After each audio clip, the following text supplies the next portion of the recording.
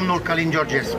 Noi să nu uităm, pentru că trebuie să spunem cu glas tare, a apărut un om care ne-a trezit la conștiință, un om care ne-a arătat cu în ce țară suntem, cu cine ne conduce. Până acum, credeți-mă, toți am stat, am așteptat și am crezut, dar a venit momentul să ne trezim la realitate, să ne unim, pentru că numai uniți putem să destrămăm acest guvern, acest juc.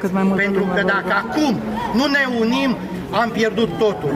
Totul s-a destrămat, pentru că poate să fie un om puternic ca domnul Călin Georgescu, dacă nu are oameni puternici între el, nu are pe nimeni. Singur așteptăm să vină domnul Călin Georgescu, un cal alb, vai că scoate țara, nu e adevărat. Noi trebuie să fim aproape de el și poporul să fie aproape de el, pentru că nu merge numai un om singur să vadă drumul drept și calea dreaptă, pentru că la noi nu mai există drum drept și cale dreaptă. Nu mai există, s-a format o caracatiță. A venit senator, a venit totul o caracatiță. Ei trăiesc bine mersi și de-aia încerc și-și țin fotolele și țin toate pentru că au bani. Ca un senator să câștige 10.000 de euro, gândiți-vă, sunt 10.000 de euro pe lună și sunt oameni care n-au ce mânca. Și credeți că interesează? Nu! Haideți să ne unim, haideți să fim buni, haideți să... Noi o să ajungem